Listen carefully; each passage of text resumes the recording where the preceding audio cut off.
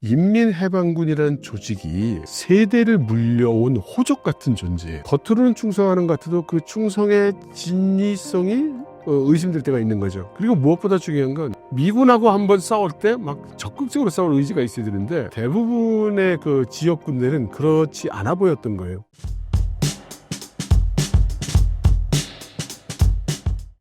네, 여러분 안녕하세요.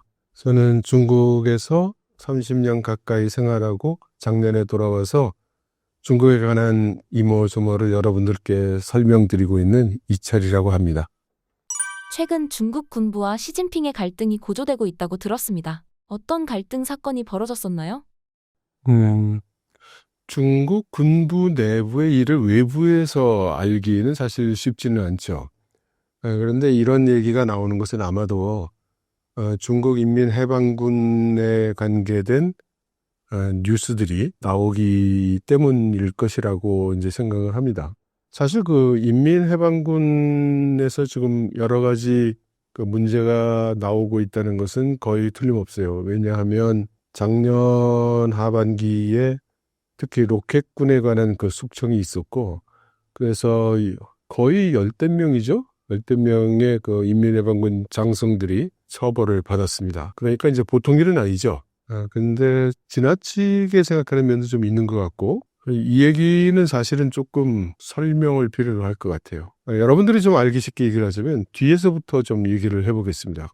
시간순으로, 역순으로 한번 가볼게요. 중국의 군부의 최고 조직은 군사위원회입니다. 그래서 시진핑 주석을 소개할 때, 정식으로 소개할 때 보면 중국 공산당 총서기, 그 다음에 중국 주석, 그 다음에 세 번째로 나오는 말이 군사위원회 주석, 이렇게 소개를 하죠. 그럼 군사위원회라는 게 뭐냐? 한 가지 그 중국이 그 군대 조직이 우리와 다른 점은 우리나라나 대부분의 국가에서는 군대라는 건 정부가 가지고 있는 정부군입니다. 그 말 뜻은 정부기관, 내부에 국방부가 있고 국방부에 대부분 군대가 소속이 돼 있죠. 그런데 이제 중국 같은 경우에는 요즘 와서 좀 변하긴 했지만 오랜 기간 군은 중국 공산당의 무력이었습니다. 그러니까 거꾸로 말하면 중국 정부는 군대가 없어요. 중국 공산당의 군대였죠. 그런데 이것이 이제 좀 왔다 갔다 하는 과정을 시진핑 주석이 된 다음에 이제 겪게 됩니다. 이제 그 왜 그런지 이따 좀 말씀을 드리고, 아무튼 이 군 무력을 최종적으로 지휘하는 곳이 군사위원회입니다. 그래서 덩샤오핑이 권력에서 내려올 때에도 군사위원회 주석 자리는 내놓지 않았었죠. 그러니까 이게 최종 권력인 거예요. 예. 그런데 이 지금 현재 중국 군사위원회 조직을 보면 성원이 6사람이에요. 시진핑 주석이 주석이고 부주석이 2사람 있고 군사위원회 위원이 3사람이 있습니다. 근데 이게 이제 평소에 비해서 좀 적고 그 다음에 모두 군인이라는, 시진핑 주석만 빼고 이제 이런 특징이 있죠. 여러분들이 아마 신경을 안 쓰셨겠지만 작년 말에 아마 12월 31일인가? 마지막 날에 중국의 그 국방부장이 결정이 됐어요. 그 사람이 동준이라는 사람이었습니다. 중국은 그 군 장성들이 최고로 높은 계급이 별 3이에요. 중장이에요. 그리고 이제 전쟁이 났을 때 사성장군이나 뭐 오성장군 이런 식으로 그 승진을 시켜서 총사령관 뭐 이런 걸 맡깁니다. 그럼 이 동준이라는 사람이 그 국방부장이 됐는데 이게 좀 이상한 거예요. 그러니까 2가지 측면에서 이상했습니다. 하나는 우리나라도 그렇지만 중국도 군부의 실제 세력은 육군입니다. 그런데 동준은 해군이에요. 그래서 해군이 국방부장이 된 것이, 이것이 아마 중국 역사상 처음일 겁니다. 그 이상하죠? 2번째는 뭐냐면 국방부장이 되면 당연히 군사위원회의 위원으로 들어가야 될 텐데 지금까지도 군사위원회 위원이 되지 못했어요. 그러니까 어떤 관측이 나오느냐면 이 동준이 정말로 그 국방부장으로서의 권력을 장악한 게 아니고 임시직인가 보다, 지나가는 그 과도기인가 보다, 이제 이런 생각을 하게 되었죠. 요 시점을 보면은 사실 좀 이상하죠? 그러면 요 뒤로 가보죠. 그러면 그 전임 국방부장은 누구였을까요? 그게 리상푸라는 사람이었어요. 육군이었죠. 근데 리상푸가 말하자면 문제가 돼서 옷을 벗은 겁니다. 리상푸가 옷을 벗게 된 그 표면적인 이유는 부패였어요. 부패. 그런데 리상푸가 그 옷을 벗게 되는 그 과정에서 보면 인민해방군 중에 로켓군이 아까 말씀드린 열 몇 사람이 장성의 옷을 벗습니다. 근데 이게 상당히 이상한 조치였어요. 왜냐하면 일단 군부에서 그렇게 많은 장군이 갑자기 처벌을 받는다는 것도 이거 큰 사건이지만 로켓군이라는 군대가 갖는 특수성이 있었던 겁니다. 로켓군은 어떤 군대냐? 원래는 그 인민해방군 육군 내에 포병부대였어요. 근데 이 포병부대가 나중에 이제 미사일도 이제 관장을 하게 돼서 이 로켓군이라는 이름이 붙게 된 건데, 이렇게 로켓군으로 만들고 이 로켓군에게 새로운 여러 가지 그 전략 무기를 개발하게 만든 사람이 다름 아닌 시진핑 주석이었어요. 그래서 로켓군에 있는 장성들이 비교적 타 부대에 비해서 젊어요. 그리고 이 사람들 대부분이 시진핑 주석이 직접 장군으로 뽑아서 임명한 사람들이에요. 다시 말해 시진핑 주석의 신위 부대의 성격을 갖는다. 그럼 왜 여기를 이렇게 투자를 많이 했느냐? 그것은 인민해방군이라는 조직이 광대하고 또 하나는 세대를 물려온 호적 같은 존재예요. 그러니까 시진핑 주석의 입안에 혀처럼 놀지도 않고 겉으로는 충성하는 것 같아도 그 충성의 진위성이 의심될 때가 있는 거죠. 그리고 무엇보다 중요한 건 미군하고 한번 싸울 때 막 적극적으로 싸울 의지가 있어야 되는데 대부분의 그 지역 군대는 그렇지 않아 보였던 거예요. 그래서 시진핑 주석으로서는 자기가 원하는 군대를 인민해방군 내에 집중을 시켜가지고 여기에 미국을 공격할 수 있는 ICBM 같은 것도 갖다 주고 미국과 전쟁할 때 그 싸울 수 있는 체제로 이렇게 만들어 왔던 겁니다. 그걸 하기 위해서 많은 무기도 개발하고 신무기도 개발하고 신무기를 공급도 하고 장군들도 만들어주고 이렇게 말하자면 키워왔던 거죠. 그랬던 로켓군에서 이런 상황이 오니까 이거 이상하다. 문제 있는 것 같은데? 어떤 일이 일어나고 있는 걸까? 라는 이야기들이 이제 나오게 되는 겁니다. 그리고 요 사건과 리상푸가 옷을 벗게 된 사건과 지금 그 동진이 국방부장이 되고 나서 그 즈음에서 묘화라는 장군이 또 문제가 됐어요. 묘화는 지금 군사위원회 위원 중에 한 사람입니다. 근데 이 묘화가 어떤 사람이냐면 원래 인민해방군의 장군이었어요. 그런데 이 사람을 그 시진핑 주석이 이제 발탁을 합니다. 그래서 이 사람을 해군으로 보내. 그래서 해군으로 간 다음에 거기서 무슨 직을 맡냐면 정치위원이라는 걸 맡습니다. 이 정치위원이라는 게 뭐냐? 영화 같은 데 보면 지휘관이 있으면 옆에서 안경 끼고 이렇게 당의 명령을 전달하고 또 이 전황을 당에 보고하는 사람이 있지 않습니까? 이 사람이 그 정치위원이라고 생각하면 됩니다. 그러니까 군대의 기율과 기강을 관리하고 중앙당과의 커뮤니케이션 그리고 지휘 통제를 받도록 하게 하는 게 이게 정치위원이에요.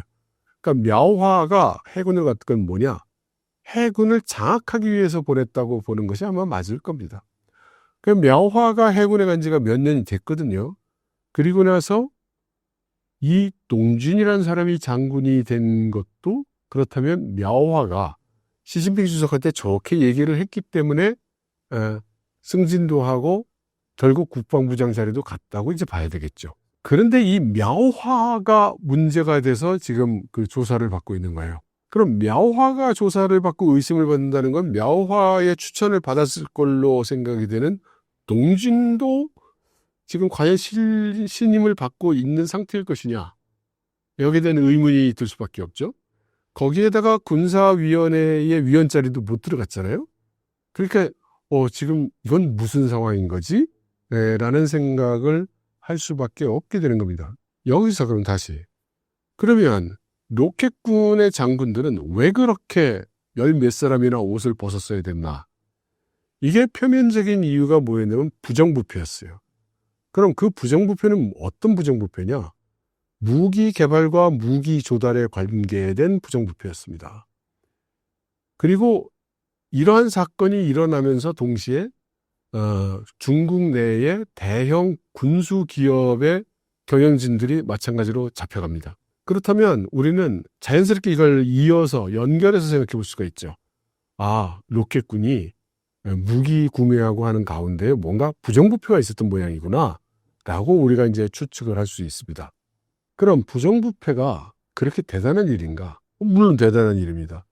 그런데 중국의 군대에서 납품을 둘러싼 부패, 이건 하루 이틀의 일이 아니죠. 언젠가부터 유구한 역사와 전통을 자랑하는 그런 일입니다. 그럼에도 불구하고 이게 갑자기 문제가 됐을까? 뭘 얼마나 해먹었을까? 이제 이런 의심이 드는 겁니다. 근데 그러면 이 인민해방군이 최근에 만든 무기들을 생각해 보면 일단 우리가 생각할 수 있는 게 그 스텔스 전투기 같은 게 있습니다. 그죠? 그런가 하면 항공모함 같은 것도 있고 전함도 많이 찍어내죠. 그리고 로켓도 만드는데 사실 이거를 둘러싸고 엄청나게 잘못됐다는 얘기는 우리가 못 들어봤죠. 물론 의심되는 일들은 많이 있었습니다. 이거 제대로 뜨지 못할 것 같다든가 속도가 안 나올 것 같다든가 성능이 선전하는 것만큼 나오지 않을 것 같다든가 여러 가지 이제 이야기는 있었습니다.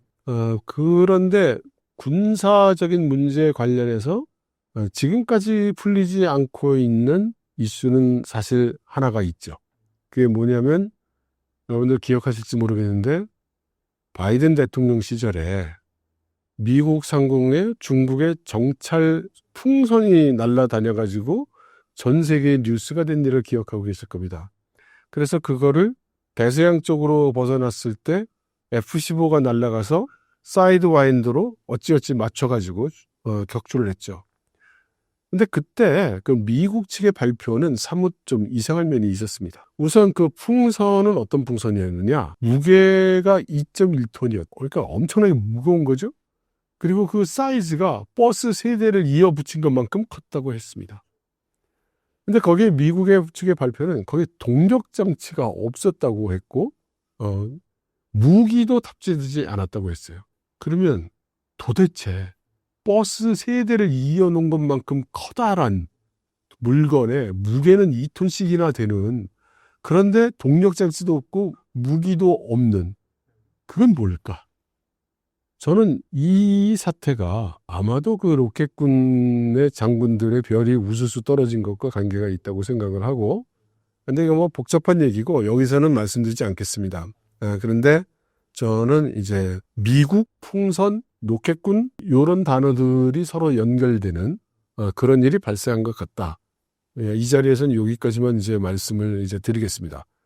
종합해 보면 지금 인민해방군은 뭔가 문제가 적어도 발생했던 것만큼은 틀림이 없고 그것을 지금 수습하는 과정에 있다고 생각할 수 있고, 동지인이 아직 국방부장이고 후임이 오지 않았고 군사위원회의 그 인사가 아직 변하지 않는 것을 보면 아직은 정리가 끝나지 않았다. 그런데 곧 양회가 있습니다. 그렇죠? 그 양회에서 군사위원회에 좀 조정이 있을 가능성이 있다. 그걸 보면 완전히 정리가 됐는지 또 어떤 방향으로 나갈지 그런 것들을 짐작할 수 있을 겁니다. 시진핑의 군부 장악 시도는 어려울 거라고 보시나요? 시진핑이 군을 장악하려고 라는 말은 좀 어폐가 있어요. 지금 시진핑 주석이 된 지가 지금 얼마나 됐습니까? 10년도 넘었는데 지금도 장악하려고 애쓴다 이런 표현을 하는 건 좀 어폐가 있을 것 같아요. 다만 중국의 군부라는 게 사실 다루기 쉽지 않은 조직인 것만큼은 틀림이 없습니다. 우리가 생각하는 군대와는 좀 많이 달라요. 역사적으로도 그렇고요. 중국에서 쿠데타가 일어날 가능성은 어느 정도라고 보시나요? 이제 쿠데타라고 얘기하면 이제 현재 권력이 없는 쪽에서 권력을 가진 쪽을 공격해서 무력화시키고 그 권력을 자기가 찬탈하는 게 쿠데타죠. 그러면 중국의 권력은 지금 현재 누가 가지고 있는 걸까요? 저는 여기저기서 지금 누누이 얘기를 하는데 중국의 권력 구조에 대해서 우리나라는 우리나라식으로 생각하는 거예요. 그러니까 독재다 이런 단어를 쓰고, 독재는 당연히 독재자가 하는 거고 독재자는 당연히 한 사람이며 그 한 사람은 당연히 권력기구에서 제일 높은 자리에 앉아 있는 사람. 이렇게 생각하는 거죠. 그러니까 박정희가 그랬고 전두환이 그랬고 뭐 이제 이런 식으로 생각하는 거예요. 근데 중국의 권력이라는 것은 잘 생각해 보면 뭐 선거니 뭐 이런 걸로 해서 정권이 바뀌는 일이 없죠. 그래서 중국의 정권은 마르고 닳도록 중국 공산당이 집권하는 겁니다. 그러면 누군가가 정권을 찬탈하고 싶다면 국가 권력을 찬탈하는 게 아니고 공산당의 권력을 창탈해야 되는 거예요. 그럼 공산당의 권력은 누가 가지고 있는가? 그것은 지금 얘기한 대로 중국의 권력이라는 건 세 개로 나뉘어져 있는데 중국 공산당 주석 자리로 대표되는 공산당 권력, 그 다음 국가 주석으로 대변되는 정부 권력, 세 번째는 군사위원회 주석으로 대변되는 군부 권력, 이렇게 볼 수 있습니다. 그럼 쿠데타를 한다 그러면 최소한 군사 권력은 가지고 있는 거겠죠. 모두를 가지고 있지는 않더라도 상당한 부분을 가지고 있다고 봐야 되겠죠. 그러면 군사 권력을 가지고 가장 먼저 찬탈해야 되는 대상이 되는 게 공산당 권력이에요. 그럼 공산당의 권력은 현재 이 집단 지도 체제로 되어 있죠. 그래서 상무위원회 7명의 상무위원회에 의해서 운영이 되는 겁니다. 한 사람이 모든 걸 결정하는 게 아니에요. 그러면 지금 그 상무위원회에 들어가 있지도 않은 사람인데 내가 찬탈을 해서 상무위원회를 내 사람으로 다 바꾸겠다 라는 거는 거의 비현실적입니다. 왜냐하면 이 상무위원회에 들어있는 사람들이 하루 이틀 속된 말로 가위바위보나 구슬치기를 해서 된 게 아니고 평생 동안 마르고 닳도록 권력 투쟁을 해서 온 사람들이란 말이에요. 그래서 이게 쉽지 않고 그렇게 된다 하더라도 정부 권력을 다시 장악하는데 쉽지 않습니다. 그래서 군부가 누군가가 그 권력을 찬탈하려고 하면 이 세 가지 권력, 군부에서 자기를 지지하고 정부에서 자기를 지지하며 당내에서 자기를 지지해야 되는 거예요.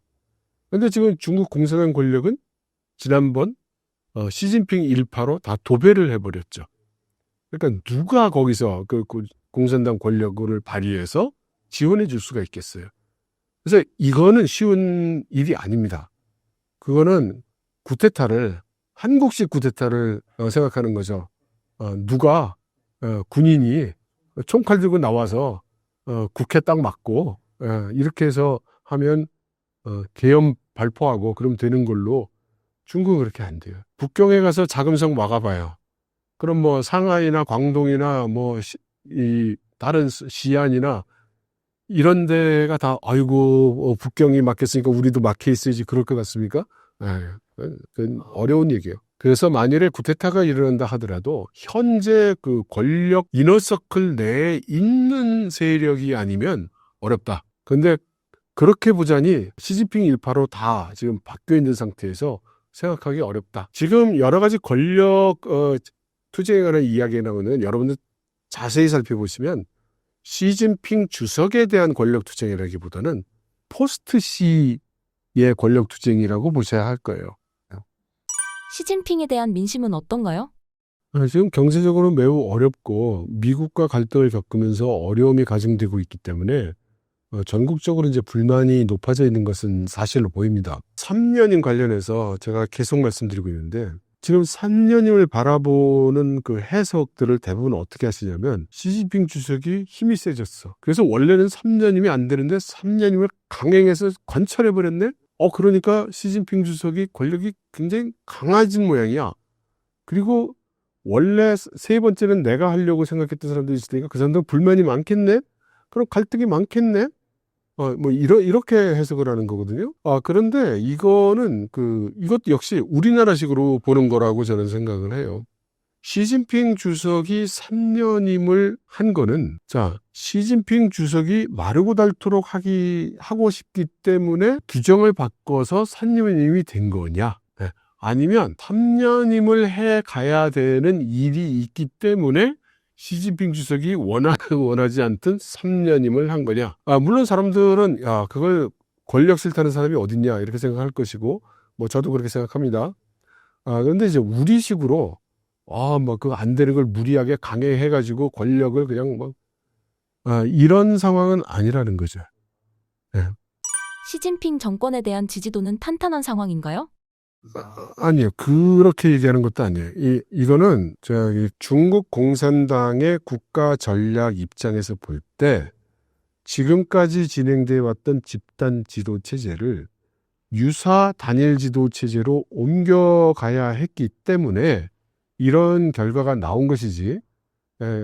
밑도 끝도 없이 시진핑 주석이 내가 세니까 내 말 들어. 니들 다 가만히 있어. 이렇게 해서 되는 건 아니라는 겁니다. 중국 체제 시스템의 변화를 주기 위한 행동이었나요? 그렇죠. 제가 알기로는 3년임 할 때 시진핑 주석은 총통제로 집단 지도 체제를 단일 지도 체제로 바꿔야 한다고 주장했다고 이제 들었고요. 근데 당에서 아직은 이르다. 아직은 그렇게 총통제로 바꿀 수 없고, 그 대신 집단 지도 체제를 유지하되 3년임이고 4년임이고 할 수 있도록 하게 하고, 인사 측면에서 단일 지도 체제에 가까운 형태로 인사를 해서 그걸 맞춰주는 걸로 이렇게 합의를 봐왔다고 저는 들었습니다. 중국 단일 지도 체제를 바꾸려고 하는 이유가 무엇인가요? 원래 집단 지도 체제라는 거는 그 마오쩌둥 단일 지도 체제에서 뭐 대약진 운동이라든가 문화 대혁명 같은 커다란 그 문제가 있었기 때문에 그런 그 일을 막기 위해서 덩샤오핑이 그렇게 집단 지도 체제로 전환을 해놓은 겁니다. 근데 이거를 왜 다시 단일 지도 체제로 바꾸려고 하느냐? 그것은 중국 공산당이 국가 전략 차원에서 타이완을 통일하겠다는, 그리고 그 과정에서 아마도 미국과의 무력 충돌이 예상이 된다는, 적어도 긴장 국면이 예상된다는 것 때문에 지금 뭐 예를 들어서 미국이 미사일을 날릴 것 같습니다 라고 하는 상황에서 자, 회의를 소집할 테니까 여러분들 다 모이세요. 그래가지고 처음부터 설명을 해야 되느냐 이 말이죠. 그래서 그런 위급하고 위기 상황에서는 단일 지도 체제로 가는 게 맞다. 예를 들어서 그 전쟁 체계로 간다면 당연히 단일 지도 체계가 돼야 되겠죠. 그러니까 이제 지금 중국은 유사 단일 체계로 이전해가는 상황이다. 이제 이렇게 이해를 하는 것이 맞지 않는가? 저는 그렇게 생각합니다. 미국과의 경쟁을 중국이 굉장히 빠르게 준비했다고 볼 수 있나요? 중국은 지금 어제 오늘의 얘기가 아니고 지금 20년이 넘도록 대를 이어 준비해 오고 있는 상황이고, 예, 그거를 우리는 자꾸 시진핑이라는 개인, 한 사람이 개인적인 야욕으로 이렇게 하고 저렇게 하는 걸로 해석하는데 그것은 잘못 해석하는 거라고 생각합니다. TSMC는 대만을 지켜주는 수호신이 될 수 있을까요? TSMC가 총칼이 아닌데 어떻게 대만을 지켜주겠어요? 그런데 이제 TSMC가 특히 미국에게 없어서는 안 되는 존재가 되다 보니 그로 인해서 미국이 우리를 보호해 줄 거라는 그런 마음들이 많고, 그래서 대만 사람들이 TSMC에 대해서 너무나 자부심도 주고 감사도 하고 이러고 있죠. 그래서 그 대만 사람들이 이제 TSMC를 호국 신산, 나라를 지켜주는 신성한 산이라고 부르거든요. 말을 들어보니까 그 TSMC에 출근할 때 원래 중국어로 출근한다는 말이 상반이에요. 그러니까 이게 오전반, 오후반 할 때 그 반인데, 작업반 할 때 반인데, 상하를 써서 상반이면은 출근하는 거고 하반이면은 퇴근하는 거예요. 근데 TSMC 직원들은 상산, 하산 이렇게 표현한다고 합니다. 호국신산에 오늘 갔다가 이제 온다고. 그리고 이 TSMC의 기술을 빼가려고 간사한 그 한국인들과 삼성 애들이 호시탐탐 노리고 있어서 한국인이나 그 삼성 관계된 사람들에 대한 경계심이 아주 대단히 강하더라고요. 그러니까 대만 사람들이 그 1차적으로 방어해야 되는 대상은 아마 한국인들인 모양이에요. 뭐 농담입니다.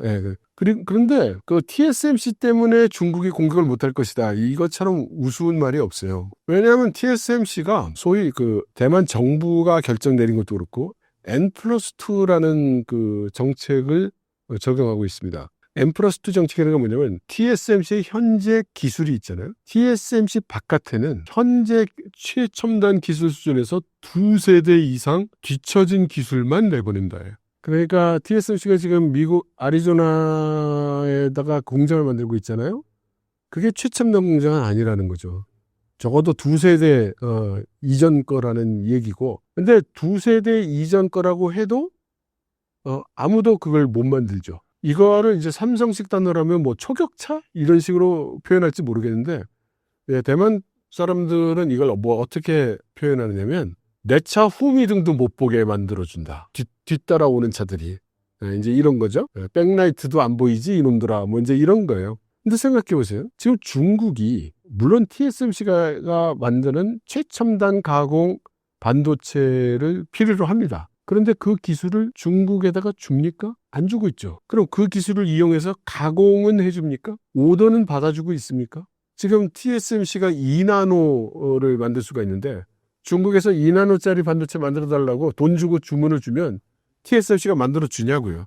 안 만들어줍니다. 그러면 지금 TSMC의 2나노, 3나노, 4나노 이런 최첨단 공정으로 반도체를 만들어달라고 부탁하고 사가는 기업은 어느 나라 기업일까요? 다 미국 기업이에요. 그러면 예를 들어서 중국이 대만을 점령하면서 TSMC의 사단이 터진다. 그러면 누가 낭패 보는 겁니까?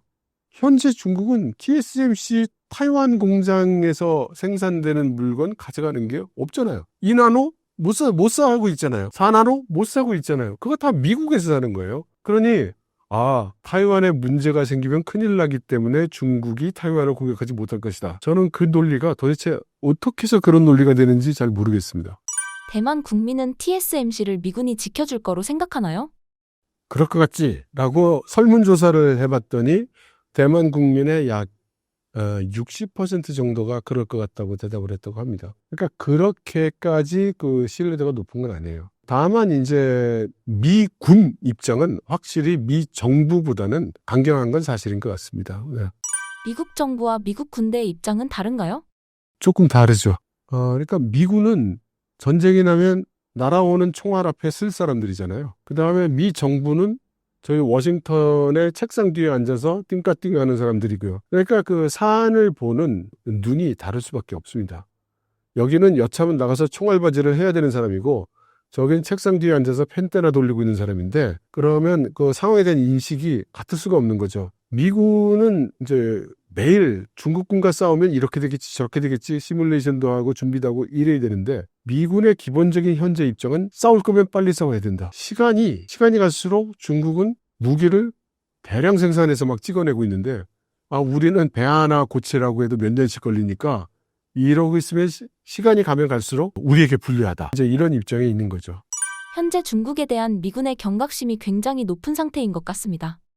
그렇죠. 하루가 멀다 하고 신무기가 나오고 있어요. 지금 뭐 실험실 이야기 때문에 이제 실전에 적용되려면 한참 더 걸리겠지만 어제인 것 같아요. 어제 발표가 났습니다. 중국이 북경에 있는 실험실에서 마하 6에서 마하 15 사이에 속도를 낼 수 있는 엔진을 테스트하는 데 성공했다고요. 그러니까 그런 정보를 보고 있는 미군의 마음이 어떻겠느냐고요. 미국이 군함 때문에 한국에 도움을 요청했는데요. 어떻게 보시나요? 그런 뉴스가 돌아다니고 한국에서 굉장히 기뻐하는데 저는 이 표정 관리를 해야지 왜 이렇게 좋아하나 이런 생각이 듭니다. 그거를 우리 군함 좀 고쳐줄래? 또 내지는 군함 좀 만들어줄래? 그러면 감사합니다 이럴 게 아니고 그럼 넌 나 뭐 해줄 건데 이렇게 얘기를 해야지. 아이고 감사합니다 뭐 싸게 해드릴게요 뭐 빨리 해드릴게요 이럴 일은 아니라고 생각합니다. 그리고 이제 실제로는 이게 뭐하고 관계가 있냐면 산업 체제와 관계가 있어요. 그러니까 미국 같은 경우에 고부가가치, 고수익 쪽으로 집중하다 보니 저부가가치에 부담이 많은 제조업, 산업 시스템에 대한 투자를 안 해왔고 이걸 남들한테 미뤄왔단 말이에요. 그럼 그게 다 어디로 가서 만들어지고 있느냐? 1번이 중국입니다. 그래서 중국이 세계의 공장이 됐죠. 중국 외에는 어디에 가 있느냐? 유럽에서는 독일에 주로 가 있는 것이고 아시아에서는 한국과 타이완 같은 국가에 주로 가 있는 겁니다. 근데 타이완에 맡기기가 좀 묘한 거죠. 그러면 이제 한국에 와야 되는 거예요. 그러니까 이런 게 한두 가지가 아닐 겁니다. 그래서 우리가 이거를 이제 전략적으로 본다면 유럽과 미국과의 관계가 앞으로 순탄치 않아 보이죠? 지금 우크라이나를 놓고 트럼프 행정부와 EU가 갈등을 벌이고 있는 거 보면 둘이 짝짝꿍을 하기는 좀 어려울 것 같습니다. 그러면 미국이 자기들의 취약한 산업 구조를 보충해 줄 수 있는 나라를 찾는다면 1차적으로는 일본을 찾을 것이고 2차적으로는 타이완을 선택하기 좀 어려워요. 왜냐하면 코를 꿰게 되는 거니까. 그러니까 그 대상에서 유력한 대상이 될 수 있는 것이 아마 한국일 겁니다. 그래서 한국이 저는 저 자세로 안 나갔으면 좋겠어요. 네. 그래서 우리는 너희가 지금 그만큼 아쉽다면, 우리는 뭐 그럼 만사 제쳐두고, 네 치닥거리만 해야 되냐. 상응하는 대가를 달라. 얼마든지 그렇게 할 수 있어야 된다고 생각합니다. 한국이 가지고 있는 카드가 생각보다 강력한 카드일 수 있다는 말씀인가요? 그런 거죠. 뭐 배를 맡기겠다 그러면 싫어. 이렇게 한번 해볼 수 있잖아요. 나 딴 것도 만들 건 많아. 이렇게 해볼 수 있는 거죠. 구축함이라고요? 그거는 지금 오더가 밀려 있으니까 3년 후부터 만들어 드릴게. 뭐 이럴 수도 있고, 뭐 여러 가지를 할 수가 있으니까, 지금 마치 그 주인이 던져주는 고기 덩어리를 기다리는 개처럼 그렇게 헐떡거리면서 기다리지 않아도 된다. 품위를 지키고, 뭐 우리 아니면 어떡할 건데, 뭐 이런 자세로 좀 튕겨보는 것도 좋지 않은가, 이렇게 생각합니다. 한국의 정치적 불확실성 때문에 코리아 패싱 우려가 커지고 있는데 어떻게 평가하시나요? 한국이 패싱당할 일은 없을 겁니다.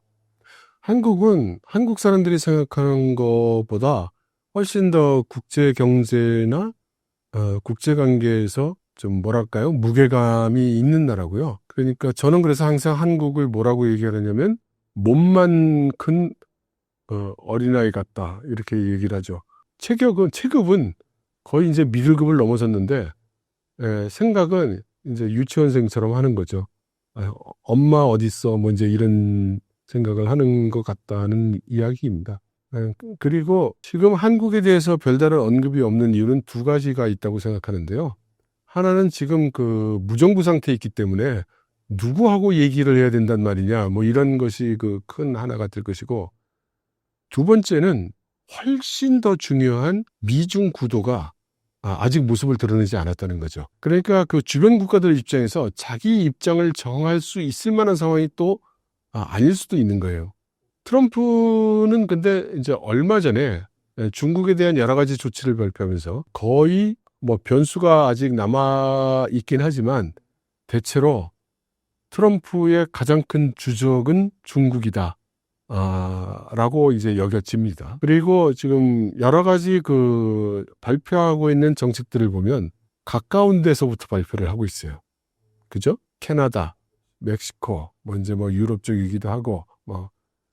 그러니까 외곽부터 정리를 해가고 있는 것으로 보여요. 그리고 주변이 다 대충 정리가 되면, 이제 중국을 본격적으로 다룰 것으로 생각이 됩니다. 그때쯤 되면 한국도 정치적 불안정이 상당 해소 이제 될 것이고, 그렇게 되면 이제 한국에 대해서 이런저런 입장을 요구하는 일들도 이제 생기겠죠. 한국은 국제사회에서 어떤 행동을 취해야 할까요? 그 대답을 하려면 우리가 뭘 원하는지를 알아야 됩니다. 착한 사람이 되겠어요? 훌륭한 사람이 되겠어요? 뭐 이렇게 얘기할 수도 있겠지만, 뭔가 구체성을 가져야 되잖아요? 제가 그걸 지적하고 싶어요. 현재 한국은 하고 싶은 것도 없고 되고 싶은 것도 없고 그런 나라예요. 목표가 없는 나라예요. 그래서 그냥 사는 거예요. 어저께처럼 오늘 살고 오늘처럼 내일 살고. 그런데 벌어지는 상황이 내 맘에 안 차. 뭐 이런 거죠. 그러니까 이거 우리가 좀 반성을 해야 될 거예요. 그래서 우리가 원하는 게 뭔지, 우리는 어떤 국가가 되고 싶은지, 우리는 어떤 목표를 달성하고 싶은 것인지, 나는 어떤 사람이 되고 싶은지 이런 걸 달성해. 이런 거가 나와야 되죠. 그래야 남들한테도 나는 이거가 필요해 라고 얘기를 할 수 있는 거죠. 그러게 없으면 그냥 나는 빵 달라고 그럴래. 그럼 옆에서 아니야 짜장면 달라고 그래. 그랬더니 뒤에서는 아니야 디저트 뭐 이런 상황이 될 거죠. 그래서 우리가 원하는 게 뭔지 알아야 되고 우리 국가의 목표 이런 것이 있어야 되고 그것을 종합해서 하나로 압축해서 표현한다면 우리는 국가 전략이 있어야 됩니다. 우리는 국가 전략이 있어야 돼요.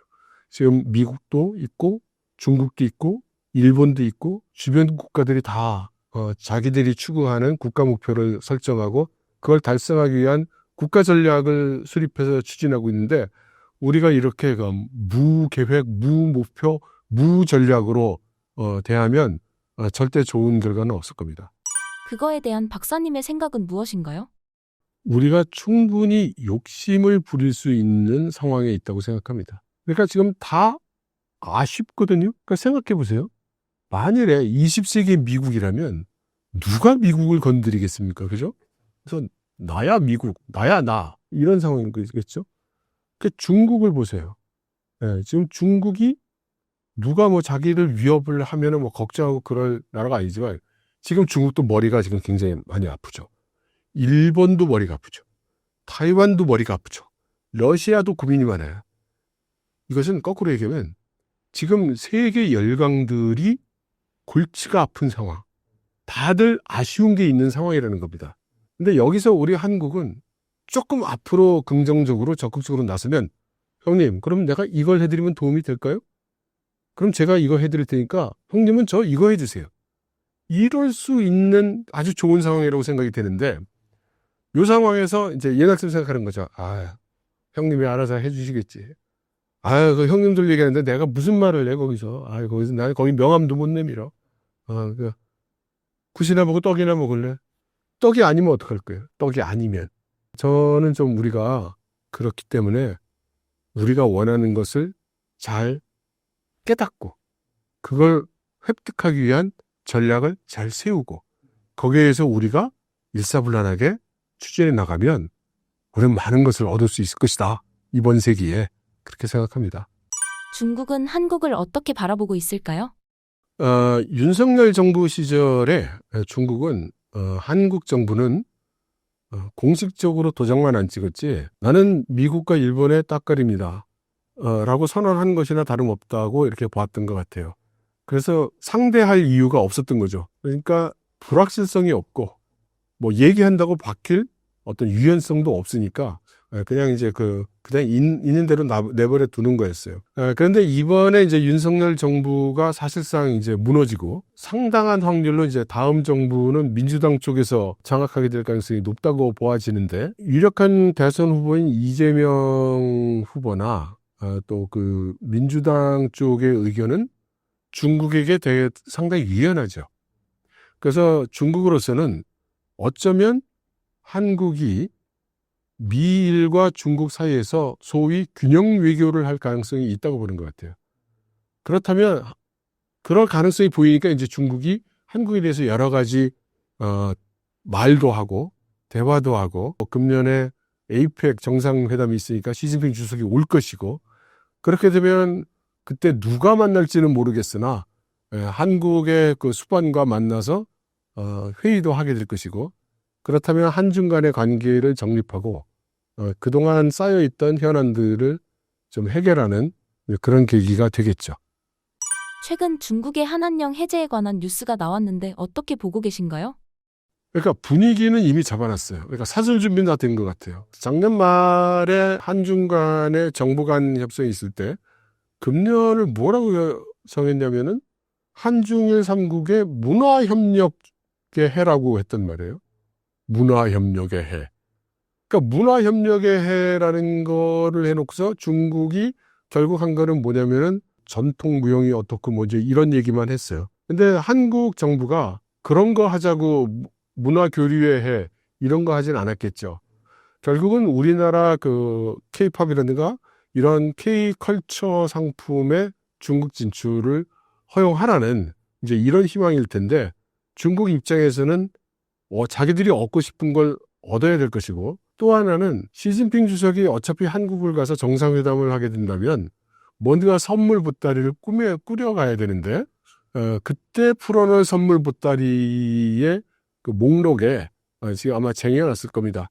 만일에 한순간에 협상이 잘 되면 과거와 같이 팍 틀어주는 그런 정도의 개방은 아닐지 몰라도 어느 정도는 그 한국 정부의 입장을 반영할 것이라고 예상해 볼 수 있죠. 대한민국 국민이 중국에 대한 거부감이 높은 이유가 무엇인가요? 일단 가장 큰 원인은 중국이 혐오를 받을 짓을 많이 했죠. 그러니까 혐오를 하는 겁니다. 일단 그게 있고. 그런데 이 혐오의 정도가 마땅히 혐오해야 될 수준이냐 아니면 지나친 것이냐. 이제 이런 이야기는 해볼 수 있죠. 그런데 혐오받을 짓을 했으니까 혐오하는 건 당연한데 좀 지나치다고 보는 편입니다. 저 개인적으로는. 그것은 서로에 대한 몰이해에서 비롯된다고 봐요. 그러니까 한국 사람 입장에서는 중국 사람들의 이런저런 행동과 언행이 이해되지 않는 거고, 중국 사람 입장에서는 한국인들의 이런저런 언행이 이해되지 않는 거고, 양쪽 모두 이제 이런 것이 있는 거죠. 실제로 중국 정부의 기업과 인민들에 대한 통제가 얼마나 심한 수준인가요? 기업이나 개인에 대한 통제가 어느 정도 이루어지냐면, 과거 우리나라 권위 정권에서 하던 통제 수준과 비슷합니다. 예, 예. 그래서 중국도 당시에 우리나라처럼 알아서 기는 문화가 상당히 발달돼 있죠. 예. 중국인들은 한국인의 어느 부분이 이해가 안 간다고 보시나요? 그러니까 중국인의 눈으로 볼 때 한국인들에게 불쾌한 감정을 갖는 것들은 뭐 몇 가지 있어요. 하나는 한국인들의 그 상하 개념이 강하다 보니까 대하는 태도가 이제 중국도 중국뿐만 아니라 타이완, 홍콩, 싱가포르 이런 중화문화권은 상당히 민주적입니다. 평등하고. 그래서 뭐 선배라고 해서 설설 긴다든가 뭐 이런 거 없고 다 그냥 평등하게 이렇게 지내요. 근데 한국은 위아래 문화가 굉장히 엄격하죠. 근데 한국 사람들이 이제 중국에 와서 접하는 중국인들은 대개 손님 입장에서 종업원을 만나거나 관리자 입장에서 직원을 만나거나 이제 이런 상황이 많아요. 그러면 한국인들은 윗사람으로서 행사를 하는 거죠. 그런데 중국 사람들 눈의 시선에서 봤을 때는 엄청나게 거부감을 주는 그런 행동과 말들입니다. 그래서 일반적으로 중국 사람들은 한국인들은 거만하다. 한국인들은 우리를 업수히 여기고 내려다본다. 이제 이런 인식이 있어요. 그러니까 당연히 감정이 좋을 수가 이제 없죠. 거기에 또 이건 일부 한국인들인데 꼭 자극적인 말을 하는 사람들이 있어요. 우리는 얼마 버는데 니들은 못 벌지. 뭐 이런 거라든가. 참 사실 안 해도 될 말. 예, 뭐 이렇게 자극을 해서 꼭 문제를 일으키는 분들도 있고. 아무튼 그래서 중국 사람들이 볼 때는 한국은 우리 중국에 비하면 국력의 사이즈도 적고 뭐 그렇게 엄청나게 잘난 것 같지도 않은데 미국, 영국, 프랑스, 독일, 이태리, 뭐 프랑스 이런 데서 온 사람들은 다 특이하지 않게 잘 처신하다 가는데 왜 작은 나라인 한국에서 온 한국인들은 그렇게 어깨에 힘을 주고 목에 힘을 주고 그렇게 깔보는 듯한 행동을 하고 다니냐. 뭐 이런 거겠죠. 저는 그 부분은 우리가 좀 고쳐야 된다고 생각해요. 네. 중국인은 자신의 행동이 외부인이 봤을 때 문제가 없다고 인식하나요? 거의 없죠. 그러니까 중국 사람들이 보는 세계는 세계가 100이라면 99.99는 중국이고 0.01이 중국 아닌 세계예요. 그러니까 다른 나라가 어떻게 생각하고 뭐 다른 나라 사람이 어떻게 보고 이런 거는 신경을 안 쓴다기보다는 근본적으로 생각이 없어요. 의식이 없어요. 여러 분야에 대한 중국의 입장이 대한민국 사람들에게 거부감을 주지 않나요? 근데 그게 화낼 일인가? 그러니까 저는 중국 사람들의 그런 게 좀 가여워요. 그게 제가 생각할 때는 일종의 철저한 무력감이거든요. 그러니까 우리나라는 불의를 보면 일어나야 됩니다. 기분 나쁘게 하면 부딪히고. 근데 여긴 전제가 있어요. 내가 무슨 말과 행동을 하면 그것이 성공하든 실패하든 일정 이상의 반향을 우리 사회에 불러일으킬 수 있다는 그런 믿음이 있습니다. 그래서 제가 오늘 예를 들어 버스를 타고 가다가 불만이 있어서 큰 소리를 치는 일이 그렇게 해서는 안 되겠지만 만일에 했다면 내가 이 큰 소리를 침으로써 이 버스 안에 있는 사람들도 반응을 할 거고 기사분도 반응을 할 거고 어쩌면 어떤 사람이 SNS에 찍어서 올려가지고 그게 반영을 불러일으킬 수도 있고 라고 생각하는 게 우리죠. 근데 이제 중국에서는 내가 얘기를 해본들 뭐 효과가 없을 거라고 생각하는 거예요. 그래서 중국 사람들이 생각할 때는 이철 박사가 너무나 잘생겼는데 사람들이 이철 박사 못생겼다고 그런다 이거예요. 그럼 나 한 사람이 아니야 이철 박사는 잘생겼어라고 해본들 대세에 아무 영향을 안 주는 거죠. 그럼 어떻게 되겠어요? 관심이 없어요. 말하고 싶지도 않고 그냥 사는 거예요. 무슨 외국에서 뭐 외국인들이 어떻게 생각할까? 야, 그건 고상한 분들이 하시고 나의 생활 나의 세계는 상관이 없는 거예요. 그래서 남에게 관심이 없습니다. 충돌을 피하는 일본의 특성과 비슷한 것 같지 않나요? 결과적으로 비슷할 수는 있겠지만 저는 많이 다르다고 생각하고요. 그래서 중국 사람들이 그래서 그 충돌이 일어나면 되게 당황해요. 한국은 하루 집밖 나가면 충돌의 연속이죠. 그렇죠. 뭐 불쾌하고 뭐하고 지나가다가 서로 눈 흘려보기도 하고 뭐 이러잖아요.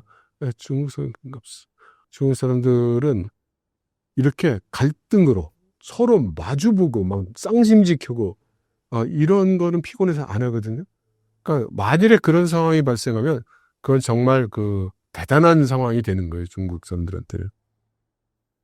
중국 경제가 많이 어렵다는 얘기가 끊이질 않습니다.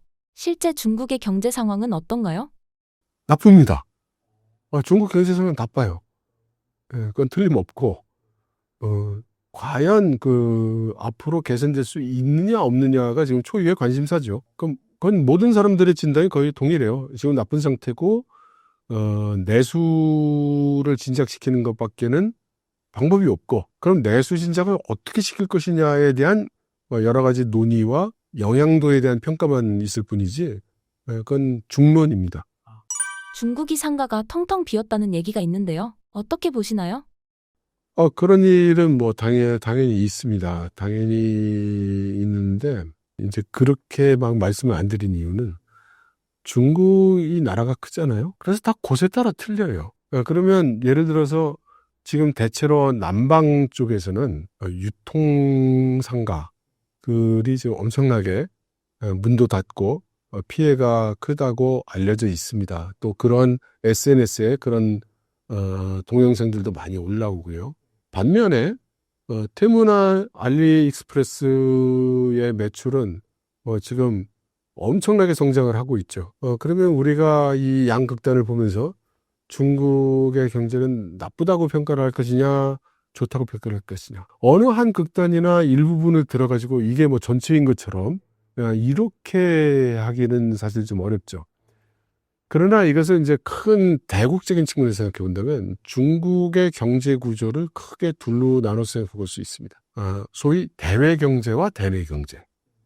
그러니까 무역을 하고 수입을 하고 여기에 엮이는 부분은 대외 경제라고 할 수 있겠고 그게 아닌 부분, 내수 위주로 돌아가는 부분은 이제 대내 경제라고 할 수 있을 것 같은데 이 대외 경제 부분이 지금 한 38% 정도 된다고 알려져 있거든요.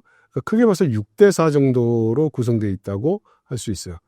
작년에 중국의 대외 수지 흑자가 1조 달러로 기록을 세웠습니다. 그러면 우리나라가 만일에 수출을 해서 무역 수지 흑자가 단군 이래 최고를 기록했다. 그러면 우리나라가 경제가 나빠진 걸까요? 잘 나가는 걸까요? 그런데 우리나라의 자영업자들은 죽어나고 문 닫고 그래요. 그럼 이걸 어떻게 얘기를 해야 되나요? 경제가 좋다고 그래야 되나요? 나쁘다고 그래야 되나요? 이런 것이기 때문에 그래서 중국 내에서도 이 평가와 시선이 교차되는 겁니다. 하지만 크게 볼 때 내수의 비중이 대외 경제보다 크고 대외 경제는 특정 산업, 특정 기업에 집중되어 있는 반면에 내수 경제는 거의 대부분의 사람들, 대부분의 기업들에게 산재되어 있는 것이죠. 그래서 지금 상황은 대외 경제 쪽은 아직 견딜만 한데 대내 경제, 내수 경제가 어렵다는 것이므로 이거를 좋으냐 나쁘냐 둘 중에 하나로 골라 잡아 얘기하라 라고 하면은 나쁘다고밖에 얘기를 할 수가 없는 겁니다. 그러면 와 중국이 지금 뭐 가게 문은 닫고 부동산은 폭락하고 사람들은 거리에 나와서 깡통을 차고 그러면 작년에 1조 달러 흑자를 어떻게 설명할 거예요? 그러니까 이제 이렇게 너무 단순화시켜서 한편의 극단적인 표현으로 이렇게 볼 수는 없을 것 같아요. 서방의 제재에도 불구하고 중국은 딥시크 등 타격이 별로 없는 것 같습니다. 중국이 기초과학의 저변이 아주 넓고 깊은 나라라는 거를 우리가 좀 생각을 해야 됩니다. 그러니까 우리나라는 기초과학을 별로 안 하죠. 근데 중국은 오랫동안 그 기초과학 많이 했고, 둘째는 우리나라가 이 소총도 못 만들던 시절에 중국은 인공위성 날리고 ICBM 날리고 전투기 만들던 나라라는 거를 잊어서는 안 됩니다. 그러니까 이게 중국의 그 과학기술이 상업화되는 것을 잘 못했고, 그렇기 때문에 이제 문제가 있었던 거지. 그렇다고 뭐 중국이 엄청나게 잘했다는 얘기를 말씀드리는 건 아니에요. 그러니까 중국이 그 정도로 기본 소양이 충분히 충족하게 있었다. 이런 말씀을 드리는 거고. 근데 이게 산업화의 불길에 닿으면서 이제 불타오르고 있었는데 우선순위에 문제가 있었죠. 그럼 그 우선순위를 중국 같은 경우에 중국 공산당이 조정을 한단 말입니다. 우리한테 제일 급한 게 이거니까 여기 이렇게 하고 있단 말이죠. 근데 우리나라는 벌써 이제 그 기술 개발이라는 것도 민간 기업 위주로 많이 넘어가 있다 보니까 정부가 요거를 해라 저거를 해라 이러지 않잖아요. 다 이제 자기들이 돈 벌 수 있을 거라는 건 찾아서 이제 하는 거니까. 그런데 미국이 이제 기술 제재를 강력하게 들어가고 또 하이테크 기업들에 대한 제재에 들어가면서 중국 전체가 과학 기술을 하지 않으면 안 된다는 어떤 사회적 컨센서스가 형성이 됐어요. 그래서 이 젊은 학생들이 나는 꼭 훌륭한 엔지니어가 돼서 미국의 기술 제재를 뚫고 조국과 민족을 위해 공헌할 거야. 뭐 이제 이런 분위기가 지금 중국은 조성이 돼 있고 매년 600만 명이 넘는 이공계생이 나오고 매년 수십만 명의 반도체 학과 전공생이 배출되는 상황이고 여기에 중국이 나라 돈과 기업 돈과 그 민간의 돈까지 모아서 전략 기술에 지금 투하해가면서 그 하이테크를 개발하고 있는 중이죠. 그러니까 한두 개씩 막 터져 나오는 건 뭐 당연한 거예요. 예. 중국의 똑똑한 학생들은 하이테크 산업 쪽을 많이 선호하는 편인 것 같습니다. 우리나라는 아니 뭐 골목길에서 닭튀기다가 인생을 마감하고 싶지 않으면 의사가 된다는 건데 이렇게 의사로 가면 이제 조금 있으면 이제 의사들이 골목에서 닭튀기게 되겠죠. 예. 그러니까 이런 것들이 전략 부재, 계획 부재의 대한민국을 나타내는 것 같습니다. 신사임당 시청자분들을 위한 한마디 부탁드릴게요. 예, 요즘 제가 여기저기 말씀드리는 건데요. 다들 아시다시피 지금 트럼프 정부가 들어서면서 지금 미국에서 매일 뉴스가 터져 나오고 있습니다. 중국도 지금 거기에 대응해 가면서 여러 가지 변화가 일어나고 있고요. 유럽도 지금 뭐 어지럽습니다. 그것은 지금 세상의 변화가 그만큼 지금 빨라지고 있다는 건데 우리나라는 지금 무정부 상태잖아요. 그런데 우리가 지금 아무것도 안 하고 있어도 되는 상태는 아니지 않습니까? 그래서 저는 이렇게 건의를 드려요. 국회에 각 소위원회가 TF 같은 걸 좀 만들었으면 좋겠어요. 그래서 거기에 왜냐하면 정부 사람들이 일을 못 하잖아요. 지금 다 손 놓고. 그런데 뭘 하려고 하면 어느 장단에 춤을 출지 잘 모르니 좀 정치인들이 소위원회에서 자기 분야에서 여야가 최소한 요거는 의견이 다르더라도 해야 되겠다. 이런 것들만이라도 먼저 모아서 그 TF를 통해 가지고 직접 정부 공무원들한테도 같이 작업을 할 수 있게 하고 또 우리나라에 뭐 좋은 싱크탱크들 많고 연구기관들 정책기관들 많잖아요. 거기 있는 전문가분들 좀 듣고 해서 매일매일 돌아가는 상황을 체크하고 피드백을 받아가면서 뭔가 공공 분야에서 우리 국민들을 위해서 이끌어 나갈 수 있는 일들을 해 주셨으면 좋겠어요. 아무리 사소한 일이라도 시작을 하면 도움이 될 거라고 생각합니다.